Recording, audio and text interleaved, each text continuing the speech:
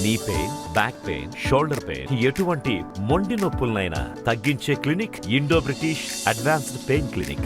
రాజంపేటలో టికెట్ల రగడ తారాస్థాయికి చేరుకుంది. ఏదైతే రాయచోటి నుంచి అరువుకు తెచ్చుకొని సుబ్రహ్మణ్యానికి రాయచోటి టికెట్ కేటాయించడాన్ని అటు బత్యాల చెంగల్నాయులు వర్గీయులు కూడా పెద్ద ఎత్తున గత 2 రోజులు కూడా అసంతృప్తి వ్యక్తం చేసిన పరిస్థితి. మరోవైపు ఆత్మహత్యాయత్నాలకు కూడా పాల్పడినటువంటి ఘటనలు కూడా చూశాం. ఈ నేపథ్యంలో ఒక్కసారిగా అభిమానం కట్టలు తెచ్చుకొని పెద్ద ఎత్తున అటు రాజంపేటలో భారీ ర్యాలీ నిర్వహించారు. అంటే ఒక రకంగా బల ప్రదర్శన సాగిందనే చెప్పవచ్చు. అయితే అసలు అధినేత ఏం హామీ ఇచ్చారు బత్యాలకు, అసలు ఎందుకు చివరి నిమిషంలో ఆయన టికెట్ అరువుకు తెచ్చుకోవాల్సిన పరిస్థితి వచ్చిందన్నటువంటి విషయం అడిగి తెలుసుకునే ప్రయత్నం చేద్దాం. చెప్పండి, అసలు ఎందుకు చంద్రబాబు నాయుడు గారు ఈ నిర్ణయం తీసుకున్నారు? మీకు ముందేమన్నా చెప్పారా? ఆయనకి వేయాల్సిన ప్రశ్న నాకేస్తే అట్ట ఆయన్ని అడగండి, మా నాయకుడిని. నాకు ఇంతవరకు చెప్పలా ఎందుకు నిరాకరించారో, ఎందుకు ఇచ్చినారో కూడా చెప్పలా. నాకు చెప్పింది నువ్వు క్యాండిడేట్గా సెలెక్ట్ అయినావు, పోయి క్యాన్వాస్ చేసుకో, మళ్ళీ మరుసటి పోతే ఎందుకు ఇక్కడ తిరుగుతున్నా పోయి పని చేసుకో, ఇదే చెప్పినాడు. తీసేసిన విషయం నాకు చెప్పలా, ఆయన వేసిన విషయం నాకు చెప్పలా, ఆయన చెప్పలా, ఆయన అభ్యర్థిగా వచ్చిన ఆయన నాకు చెప్పలా. నాకు తెలీదు. మా క్యాడర్ ఏమి చెప్తే అది వింటున్నా. దాదాపు మీరు చూశారు, 12 నుంచి 15,000 మందిని నేను అనుకున్నా, ఇంకా ఎక్కువ అని మీ ఓటు వాళ్ళు అంటున్నారు. వాళ్ళు ఏదేదో చెప్తున్నారు. ఒక్కొక్కరం 10 ఓట్లు మేము సంపాదిస్తాము, నువ్వేం దిగులు పడొద్దా అని చెప్తున్నారు తెలుగుదేశానికి. సో క్యాడర్ బేస్డ్ నాయకుడిని నేను. లీడర్ పార్టీ టికెట్ ఇస్తే ఆయన మిడితో ఉంటాం. ఏమన్నప్పుడు క్యాడర్ను నమ్ముకొని ఉండేవాడిని నేను. క్యాడర్ మాట కూడా వింటాను. అంటే ఇక్కడ నేనేమంటున్నానంటే 5 ఏళ్లుగా మీరు పార్టీ కోసం శ్రమించారు. ఒక రకంగా స్థానిక సంస్థల ఎన్నికల్లో కూడా పెద్ద ఎత్తున పోరాటం చేశారు. ఒక రకంగా ఏదైతే ఎన్నికల కార్యాలయం ఎదుట కూడా ఆందోళనకు దిగారు ప్రత్యక్షంగా. సో ఏదైతే వైసీపీ దురాగతాలను అరగట్టే దిశగా కూడా అడుగులు వేశారు. ఇలాంటి పరిస్థితులు మీకు కాకుండా వేరే వాళ్ళకి టికెట్ ఇవ్వడానికి ఎలా చూడొచ్చు? అసలు మీ వర్గం ఏంటి భావిస్తుంది? నాకు వర్గం లేదు, నాకు క్యాడర్ ఉంది. మా లీడర్ చంద్రబాబు నాయుడు, మా లీడర్ లోకేష్ బాబు, మా నాయకుడు అచ్చెన్నాయుడు, మా క్యాడర్ కార్యకర్తలు. మా క్యాడర్ అంతా మా లీడర్ని ఒప్పించే ప్రయత్నం చేశారు. ఈరోజు ఒకవేళ ఆయన ఒప్పుకోకపోతే క్యాడర్ అంతా కూర్చొని ఏది నిర్ణయిస్తే చేస్తాం. ఈ రోజు కూడా నేను తెలుగుదేశమే, నామినేషన్ వేసేదాకా నేను తెలుగుదేశమే, అందులో ఏం అనుమానం లేదు. క్యాడర్ అంతా కలిసి అందరం తెలుగుదేశం చేద్దాం, లేదంటే వేరే నిర్ణయం తీసుకోమంటే వైసీపీలకు మటుకు పోను. అయితే ఇంకో విషయం ఇక్కడ ప్రధానంగా బలిజ కులస్తులకు సంబంధించిన వారి మధ్య చిచ్చు పెట్టే ప్రయత్నాలు జరుగుతున్నాయన్నటువంటి ఆరోపణలు బలంగా ఎలా చూడొచ్చు? ఇప్పుడు నేను ఎన్నికల్లో ఉన్నంత వరకు నేను కులస్తుని కాదు. నాకు అన్ని కులాలు సమానమే, ఓటరు దేవుళ్ళు అందరూ నాకు సమానమే. అది మా నాయకుడిని అడగండి మీరు. అంటే ఇప్పుడు సుగవాసి వద్దు, ముద్దు ఎందుకు? చెంగల్రాయుడు రాజంపేట వాసి, సుగవాసి రాయచోటి వాసి. వాళ్ళు ఆల్రెడీ రాయచోట్లో గెలుచున్నారు ఎమ్మెల్యేగా, ఎంపీగా. మళ్ళీ కూడా అక్కడనే ఇచ్చి గెలిపించండి అంతే. ఇక్కడ కొత్త కదా, ఆల్రెడీ ఉన్నాడు కదా. పెద్ద బిడ్డ ఎదిగాడు, కూర్చోండి పెళ్లికి రెడీగా.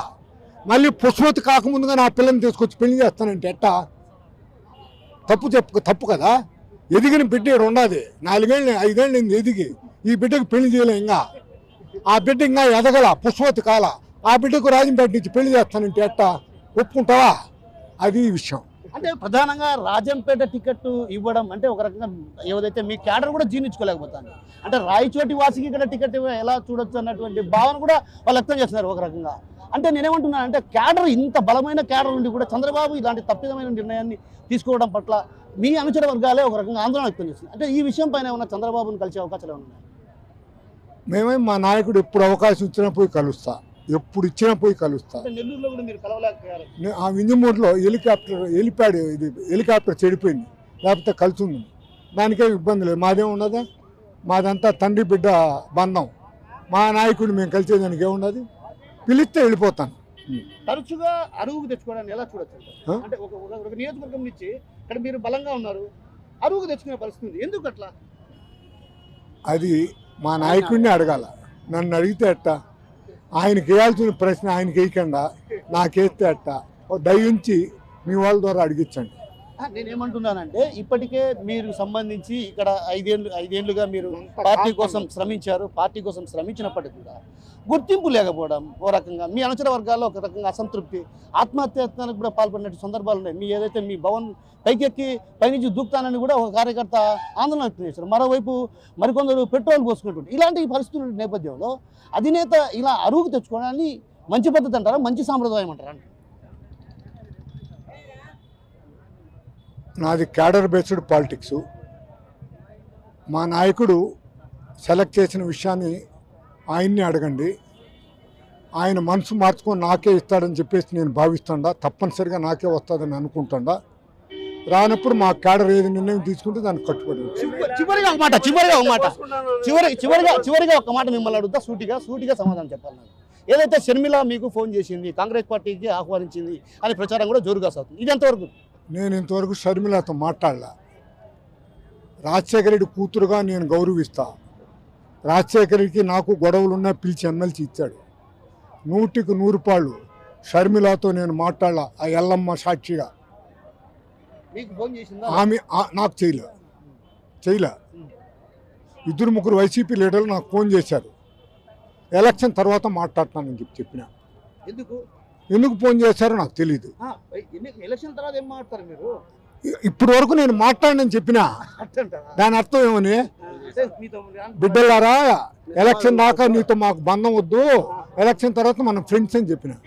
ఎలక్షన్ అయిపోతానే అన్ని పార్టీల మాకు ఫ్రెండ్సే. 100కి 100 పాళ్ళు ధీమా ఉన్నది.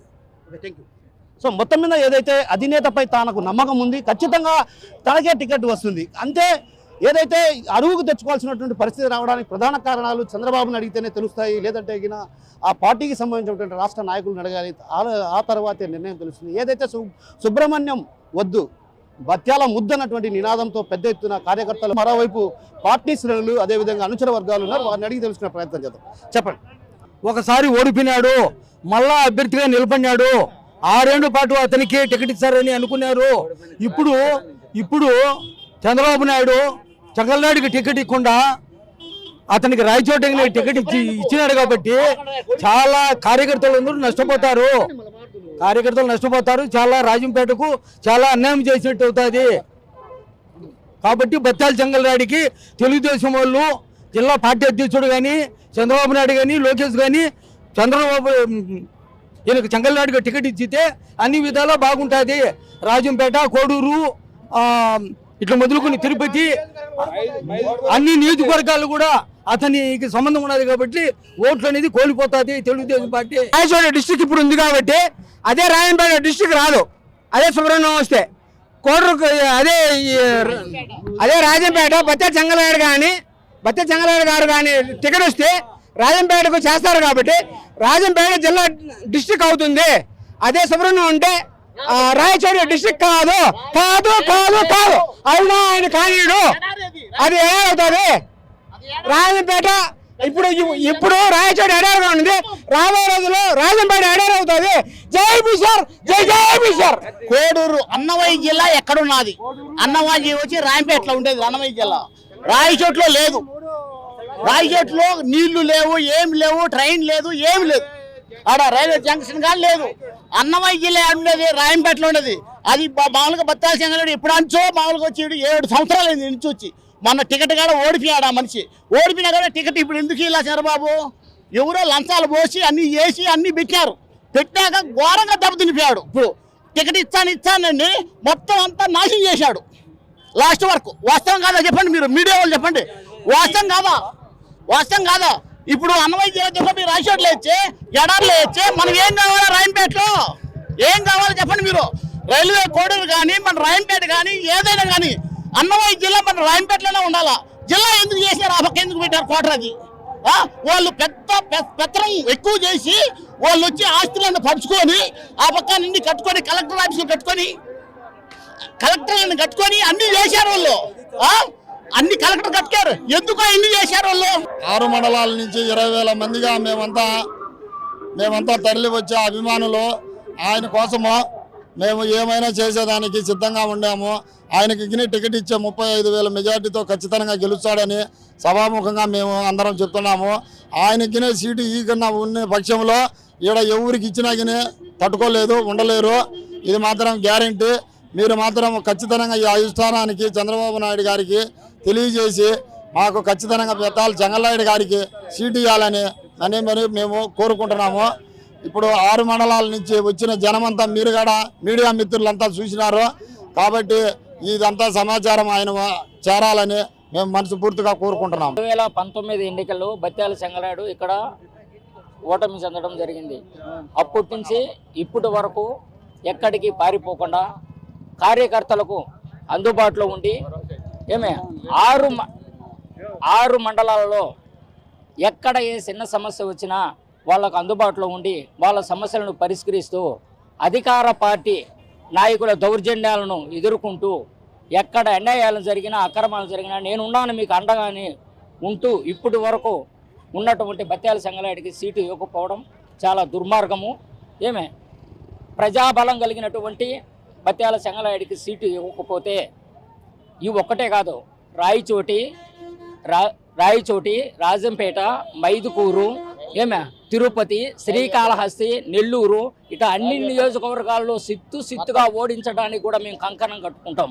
ఎందుకంటే ప్రజాభిమానం కలిగినటువంటి ఏకైక వ్యక్తి బత్యాల చెంగల్నాయుడు. ఈరోజు మందు ఇవ్వలేదు, డబ్బు ఇవ్వలేదు, వెహికల్ పెట్టలేదు. ఏమే ఈరోజు స్వచ్ఛందంగా 10,000 నుంచి 15,000 మంది కార్యకర్తలు ఈరోజు స్వచ్ఛందంగా తరలి వచ్చారంటే ఆ ప్రజాభిమానము ఆ నేతకు ఉన్నటువంటి ప్రజా బలమేందో ఈరోజు చంద్రబాబు నాయుడు గ్రహించాలి. లేని పక్షంలో ఏమే మా సత్తా ఏందో చూపిస్తాం. మొత్తం మీద ఏదైతే బత్యాల చెంగల్నాయుడుకు టికెట్ ఇవ్వకపోతే మాత్రం ఖచ్చితంగా 7 నుంచి 8 నియోజకవర్గాల ప్రభావం ఖచ్చితంగా ఉంటుంది. ఎందుకంటే ఆయనకు బంధువర్గం ఉంది. అదేవిధంగా ఇక్కడ పార్టీని 5 ఏళ్లుగా బలోపేతం చేసిన వ్యక్తి. అలాంటి వ్యక్తిని కాదని మరో వ్యక్తిని అరుగు తెచ్చుకునే పరిస్థితి రాకూడదన్నటువంటి భావన ఇక్కడ ఉన్నటువంటి కార్యకర్తలు, అదేవిధంగా బత్యాల చెంగల్నాయుడు వర్గీయులు చెప్తున్న పరిస్థితి. కెమెరా పర్సన్ నాగేశ్వరరావుతో కిషోర్, RTV, రాజంపేట నుంచి. మరిన్ని వీడియోస్ కోసం ఛానల్ ని సబ్స్క్రైబ్ చేయండి. లేటెస్ట్ అప్డేట్స్ కోసం వాట్సాప్ ఛానల్ ని ఫాలో చేయండి. అండ్ లింక్ డిస్క్రిప్షన్ లో ఉంది.